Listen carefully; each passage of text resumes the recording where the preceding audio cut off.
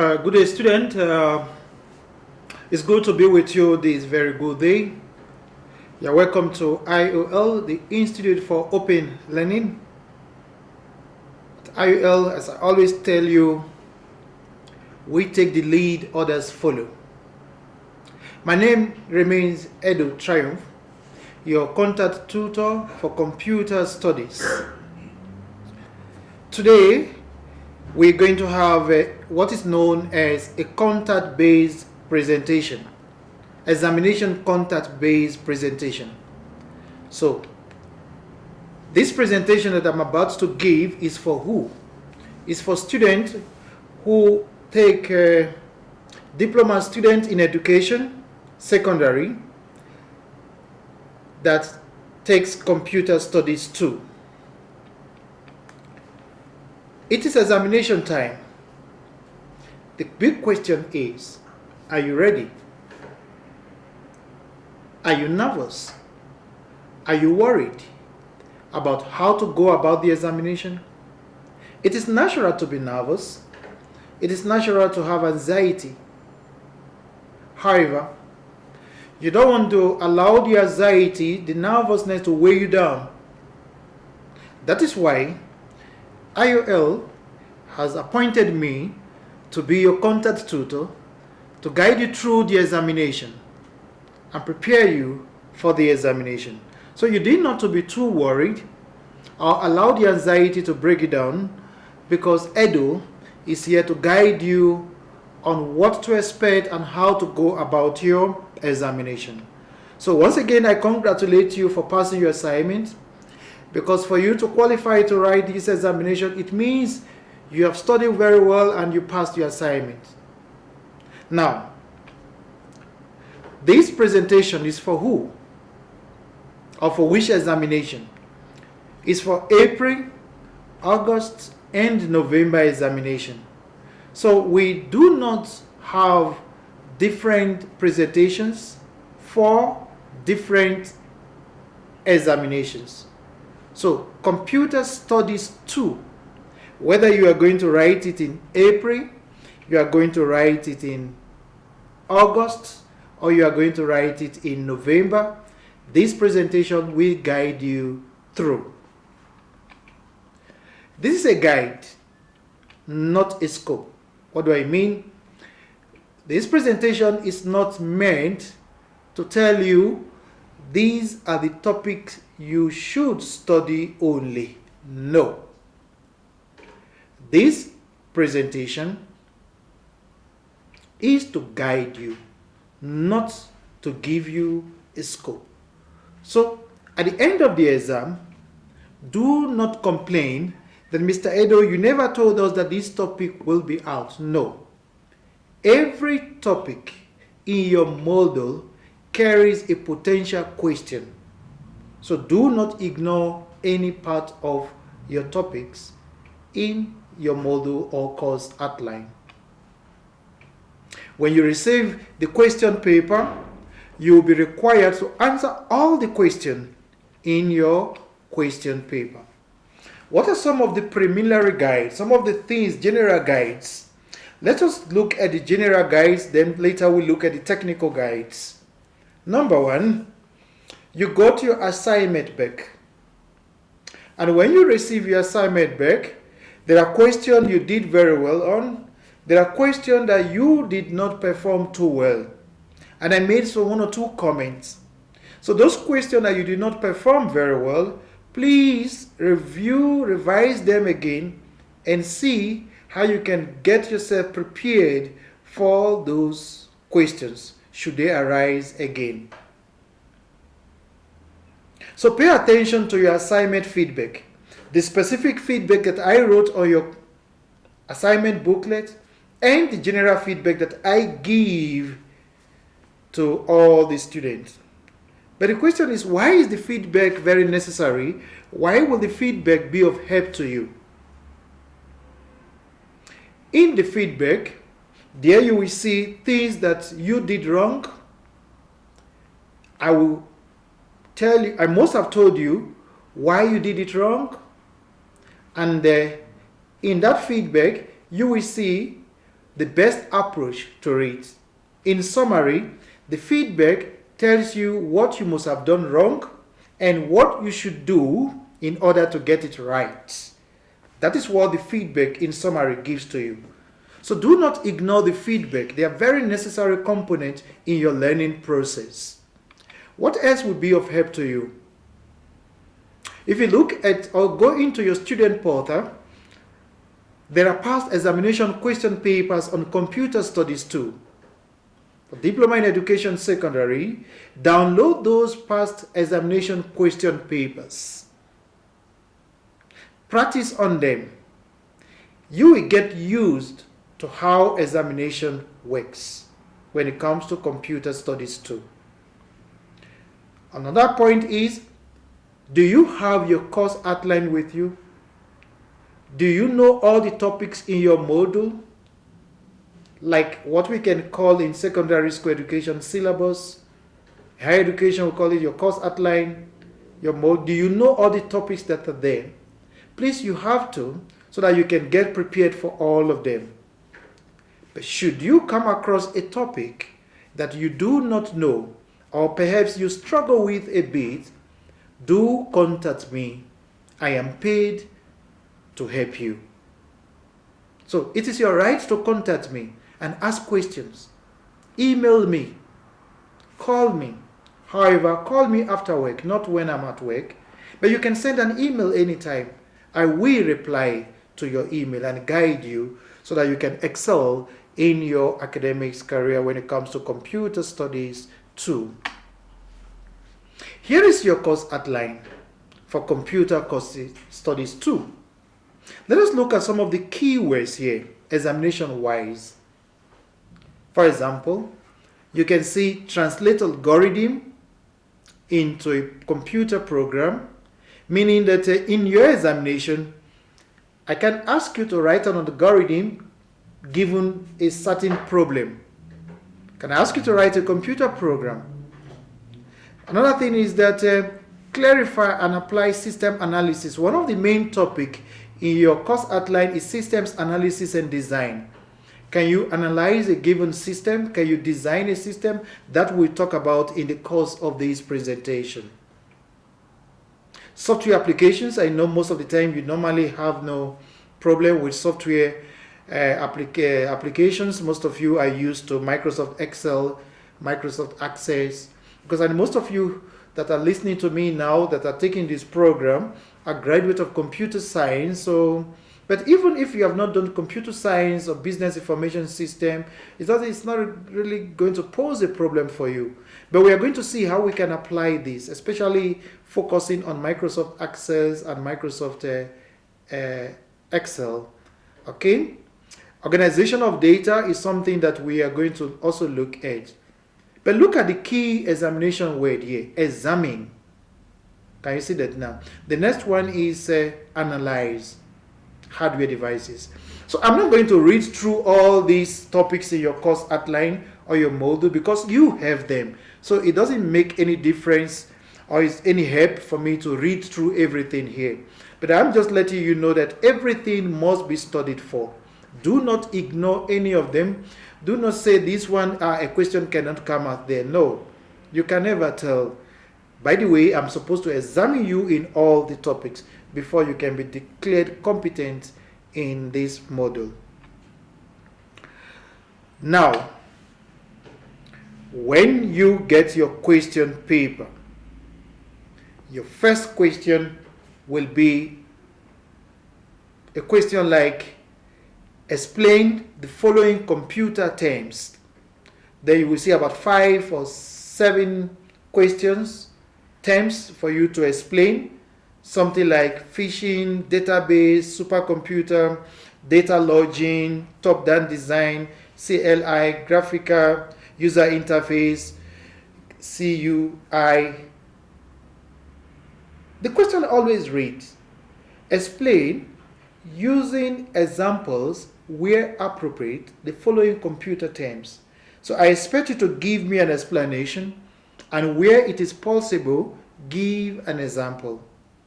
Whenever you come across an acronym, like for example the GUI, which is graphical user interface, first thing to do is to give me the meaning of that acronym. G is forward, the U is forward, the I is forward. Before you give the explanation, then add one or two examples to it. But take note, class, my beloved student, this is not a scope. It does not mean these examples of terms that I mentioned here are the ones that I'm going to ask you. No. I'm just using these to let you know when I say explanation of computer terms, so that you can have an idea, you can have a clue of what it means. So do not limit yourself to these ones that are mentioned here. Beside the explanation of computer terms, you will see a variety of questions with different levels of learning outcome. So, let us look at something else. There will be one or two practical questions from either Microsoft Excel or Microsoft Access, meaning in your examination, you will be provided a computer and a printer. In your examination, you will be provided a computer and a printer. I will give you, or you will see, a question from either Microsoft Access or Microsoft Excel or both of them. Then you will be expected to have it done on the computer given to you, print them out, and hand over them to your supervisor. Take note of that. So prepare for it. Why are we doing this? It is expected for you to be competent, especially in these two application softwares. Because by the time you graduate as a professional computer teacher, these softwares you must teach your learners when you come to computer studies in grade 8 to 12. You must teach your learners. It is there. By the way, I have taught computer studies at the secondary school level in Cambridge and in Namibian secondary school examination for over 20 years now. So it is something that I know. Whenever you pick any computer study question paper, whether high level or ordinary level, there must be a question from Microsoft Access and Microsoft Excel. And when it comes to the coursework that is always done, most of the learners use Microsoft Access to create their database. So your proficiency as a computer science studies teacher at the high school level in these two application software is not negotiable. Very, very, very important, because your learners will depend on you in order to skip through this subject in their grade 11 or grade 12 final year examination. So I don't joke with it when it comes to me training you to become a computer teacher. You must develop skills in these two application software. That is why beside the assignment, I want you to do this for me in a controlled environment. In a controlled environment, so that I can know that yes, you are ready to become a computer teacher and be able to guide the Namibian child. Let us look at one or two topics. Now, the topics that I'm going to discuss with you here, they are randomly selected. It does not mean that these topics are the ones that I will examine you on only. They are randomly selected just to guide you on how to answer a question on them. So it by no means belittle other topics that are not selected for this presentation. Because in this presentation, we have an average of 40 minutes to 45 minutes at most. There's no way I can talk about all the topics in your course outline. So do not say, Mr. Edo, you did not explain this topic in your presentation. This is not a content-based presentation. Rather, it is an examination-based presentation. It is only in content-based presentation that I'm expected to discuss all the topics with you. Let us look at peripheral devices control. First of all, let us look at the word buffer. I'm sure most of you must have come across this word buffer. Simply put, a buffer is a temporary storage area in your computer in which data are held for a short time temporarily, so that until it is transferred to or from a storage device or to another location in the memory. In a very simple definition, a buffer is a temporary storage location in a computer. Temporary storage location. Let us look at another concept, interrupts and interrupt priorities. First, I will explain the interrupts. Then later, I will explain interrupt priorities. What is an interrupt? How will you explain that concept, interrupt? Interrupt can simply be explained as a system where any external device interrupts the processor. You see, my computer is on now. My computer is working now. In other words, my processor is on. All of a sudden, for example, I put in a memory stick. So what is going to happen? That memory stick is an external device now. I just put in a memory stick. So what will happen is that the memory stick that I put in will interrupt the processor. So what the processor does is it pauses itself, attend to that device, then continue its processing. So an interrupt is just a system whereby an external device interrupts a processor in such a way that the processor will attend to that signal that was brought in by the external device. It happens a lot. If you look at your printer at times, you can plug in a printer, the computer detects it, pause what it's doing, attend to it, then continue. It's just that whenever we use the computer, we don't really know at times what goes behind the scene. But an interrupt in a very simple way, if I ask you, just explain to me, it's a system whereby an external device interrupts the processor. So what the processor does is that the processor will pause a bit, attend to that device. After attending to that device, then it resumes its work back.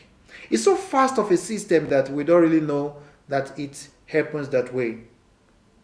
Now let us now look at interrupt priorities.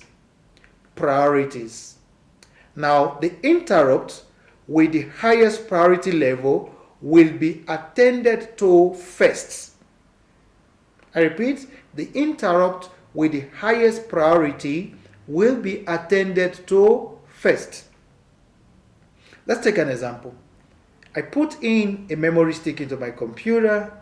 At the same time, I plug a printer. At the same time, I connect a scanner. At the same time, I connected my cell phone to the computer through a USB. All these are external devices. So which of them interrupted first? Is that one that will be given attention first? That's why we say in the priority, the interrupt with the highest priority level will be attended to first, then others will follow. There's an example I've given to you in this presentation that an example of an interrupt is when the printer runs out of paper. Have you observed that? That when your printer runs out of paper, you will see a message on the screen that says printer out of paper. Some computers, depends on the operating system and the driver of the printer, say load more paper, add more. So that printer is interrupting the processor. So you attend to it, then it continues. So let's discuss something else. Pooling is a little bit similar to interrupt, but it's not really. Okay, so pooling is a process whereby the processor will periodically, I will explain that word periodically, will periodically determine that the status of each device in a program need an attention and it is attended to. Let me explain it a very simple definition in a way that all of you will understand. This is what happened in pooling. The processor will interrogate the devices or the status registers once in a while to see if there is something to be attended to. If there is something to be attended to, it will attend to it and continue its work. In interrupt, the external device is the one that interrupts the processor. So in interrupt, the processor will not know there is something to be attended to unless the device interrupts the processor. The processor will now attend to that device and continues its work. In pooling, if you plug in, for example, a memory stick, it does not mean that the processor will attend to it immediately. What happens is that at one time or the other, periodically, that is once in a while like that, periodically, when the processor checks the status register, it will see that there is something here for me to attend to. It will attend to it and continue its work. So until the processor interrogates the devices or check the status register, it will not know that there is something that requires its attention. So the question is, which one is faster when it comes to attending to external devices? Definitely interrupt is faster, because in pooling, the processor will only know whenever the operating system gets around checking all the devices. Unlike in interrupt, it will interrupt it immediately and an attention will be given to it. So it is a very common question for me to ask you, differentiate between interrupt and pooling. What is the main difference between interrupt and pooling? You can also read about spooling also. You see, this word confuses students a lot. Spooling, pooling. You see, now spooling is a different thing. It's a technique that is used to speed up the communication gap between two different devices which operate at two different speeds. This is what I mean. The speed at which my computer printer is printing my work is different from the speed at which my computer is sending the work to the printer. Two of them are communicating. Because if I click on print on my computer, if I click print, it means the computer have to communicate with the printer. Do you understand what I'm saying now? If I click print, it means the computer have to communicate with the printer so that the printer can print. Now, these are two devices that are communicating. However, the speed of which the printer prints is different from the speed of which the computer operates. So their operational speed are not the same. So there must be something that will kind of bridge this speed. So in spooling, it's a technique that is used to speed up communication between these two devices. So the work that I'm about to print, for example, can be spooled into a disk that has a high-speed device that can easily communicate with the printer just to cover up that speed differences. By the time you finish watching this presentation, if you go to your printer setup, try and check your setup of your printer. Look at spooling. If your spooling is not thick, what will you observe? Or let me put it this way. If your spooling is thick, uncheck your spooling and try and print. What will you see? The computer will send a work to the printer. So what we see that the printer will print at one page and rest. Another page and rest. Which means the printer has finished printing what is in the memory. It's waiting for the computer to communicate with it again, then print and wait. Can you see now? But if you spool the whole work into a disk, which has a faster communicating speed with the printer can just be getting it from there. Then it will be faster. It is something you can try and see how it works. It's quite interesting to know the difference between pooling and spooling. Data validation is something else that I would love to discuss with you also. You know, in working on database, we always validate our data. But the question is, what is data validation? Data validation simply means using data that makes sense for the purpose you are using them. Using data that makes sense for the purpose you are using them. For example, if you talk about your examination marks, it's a common sense that a student cannot score less than 0. It's also a common sense that a student cannot get more than 100. So what are valid data? A valid data in this example is 0 to 100. Anything outside these two marks is invalid, because I will know that my student cannot score more than 100. My student cannot score less than 0. So 0 to 100 are anything you have between 0 and 100, they are valid. So let's look at another context.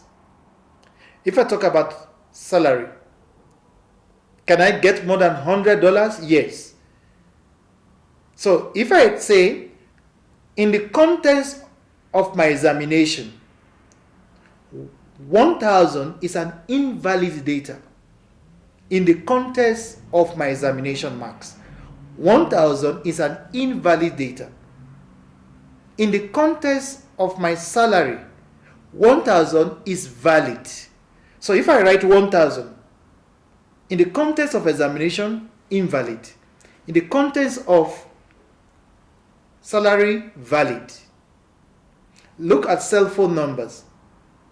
The cell phone numbers we have in MTC, they are 10 digits. In the context of cell phone, 10, valid. But if I talk about F number, there is no F number that has in Namibia that has 10 digits, invalid.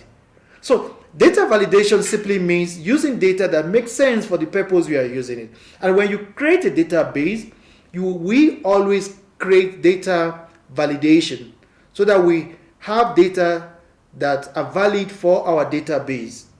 So some of the validation rules that we can create, or some of the validation checks, for example, we have presence check, we have range check, we have length check, type check, and format check.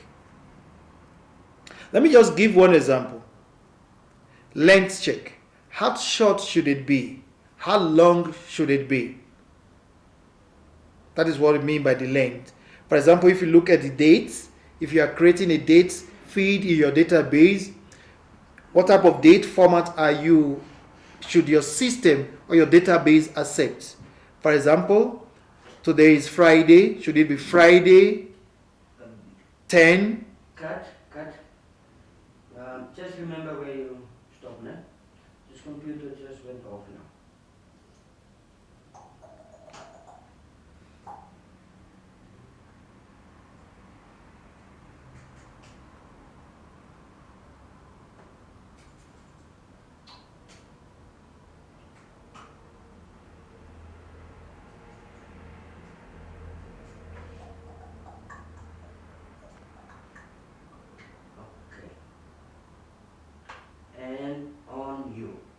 So there are different types of data validation checks which you must know and how to use them. Operating system is a topic that is also very familiar with you. What is an operating system? What are the functions of an operating system? Let us look at Microsoft Excel now. The Microsoft Excel we are going to look at here is not for me to give you practicals now. No. It's just to make you familiar with how a question can be asked. So I told you in my introduction that you are going to do a practical examination. Fine. It's different from this one. In your question paper, there are Microsoft Excel questions that we are going to ask you. Here is a format of how the question looks like. You will see a screenshot of Microsoft Excel. You'll see a screenshot of Microsoft Excel with similar questions like this. For example, how many columns are there? Name a cell that contains a value. Name a cell that contains a label. What is the formula that should be in this cell? Write out the formula that should be in this cell. There is something that you can never escape, the use of formulas. How you can write formula or how you should write formulas. It is something that is always there. And I must tell you that this type of question on Microsoft Excel is always there in your grade 12 examination. This is something that you are going to prepare your learners for by the time you start teaching at the high school. So you must practice this sample question that I've given to you. Practice it. Probably send your answers to me. Let me check how you do. If you've done something wrong, I will correct you so that you can avoid such mistake when it comes to the examination. So you can answer this sample question. Email it to me. I will check it, mark it, then also send back to you a feedback before the examination time. The same thing with Microsoft Access. You're going to see a table that will be given to you. The related question is how many feeds are there, how many records are there. I will ask you to write a query condition. I can also give you a query condition and ask you to interpret the query conditions. Here is an example of a Microsoft Access question. Here is the table, and here are the sample questions. Does it look familiar? Well, anyway, there is a solution out. You should practice on this. Practice this question.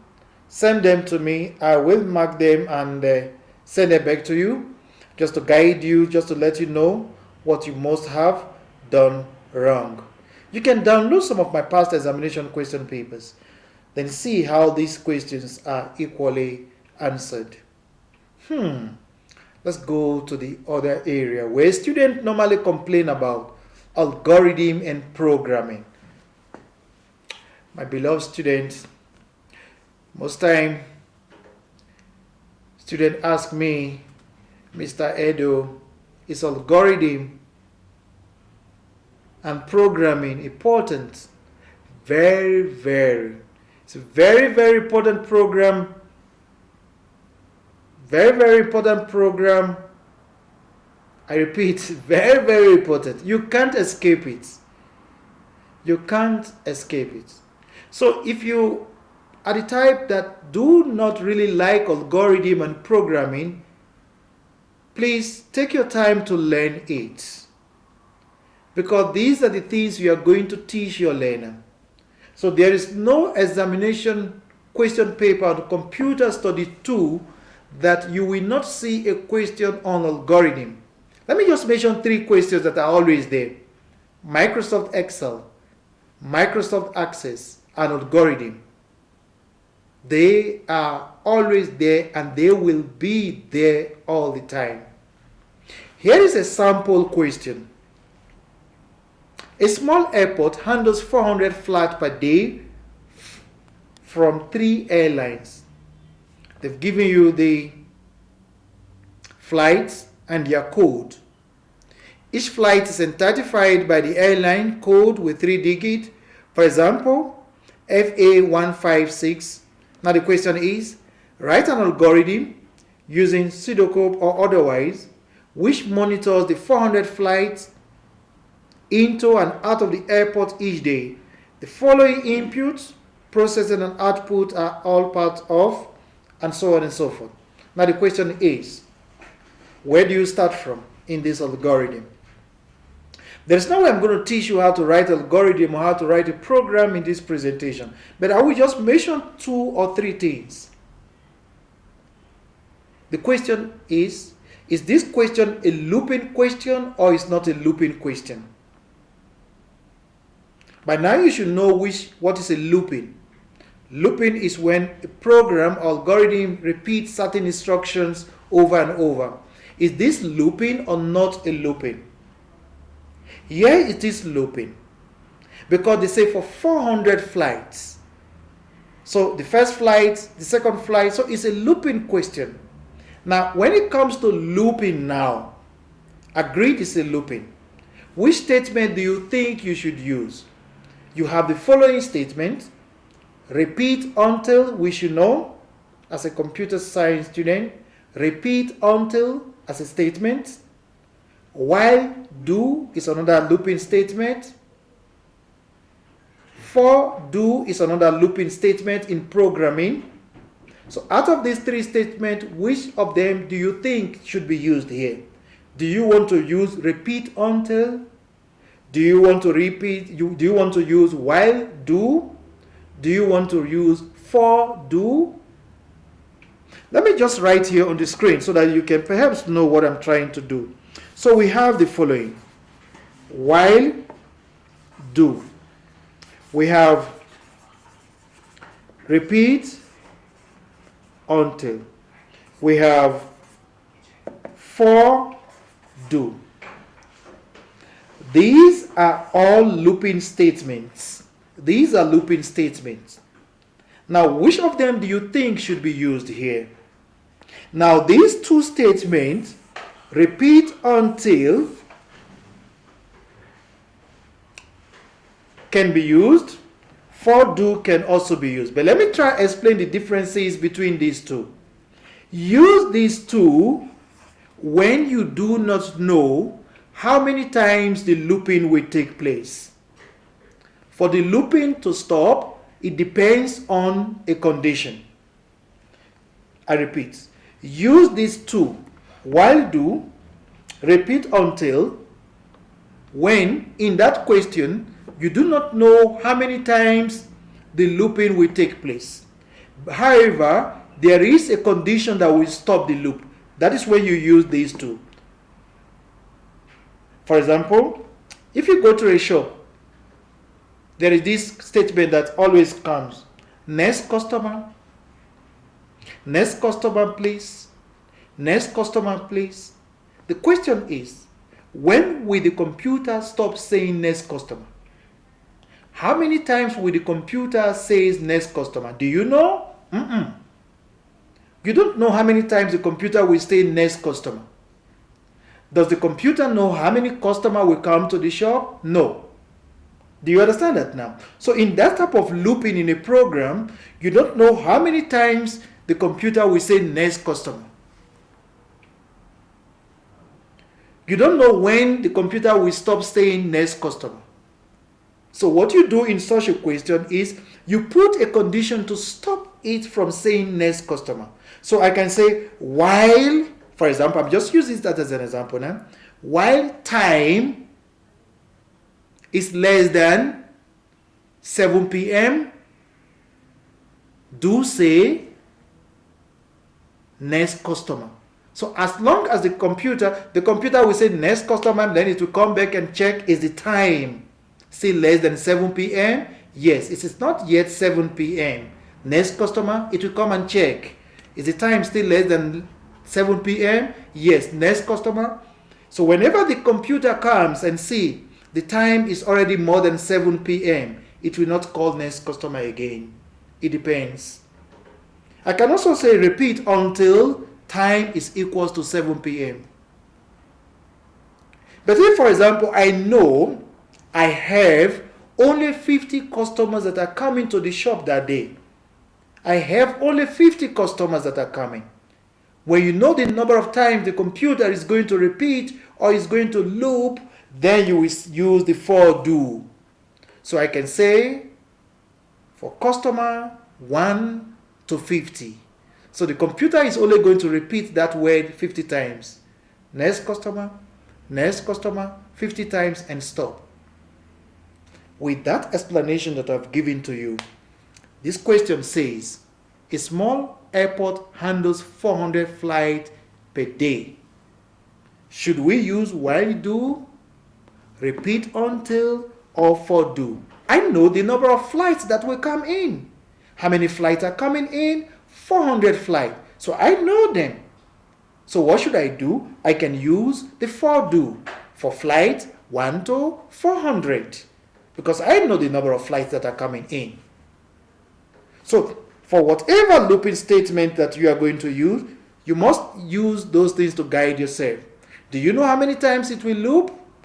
Yes, use for do.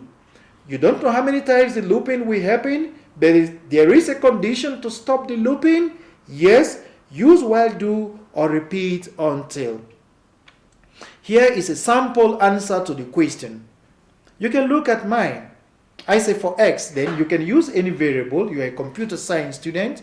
It's not necessary that you should use x, but you can use any variable. So I say for s1 to 400, meaning this program is going to loop 400 times. Okay, so study this sample algorithm and see how you can use it to solve other related questions. Don't forget to read about system analysis and design, the stages that are involved, and what is expected from each stage. Do you know what happens at the analysis stage? Do you know what happens at the design stage, implementation stage, testing stage? You must familiarize yourself with systems analysis and design. And talking about design of an interface system screen, here is a sample. User documentation, what should be in your user documentations? What should be in your technical documentation? Beloved students, should you have more problems, as I said earlier on, please contact me. I will guide you more. I wish you all the best in your examination. Whatever I must have said today in this presentation is just little things that I pick randomly from your study guide and just say one thing on the other. Start today to prepare. Come to me. I will help you to understand these concepts of computer studies. I love these subjects. It's what I've been doing for years. I will guide you.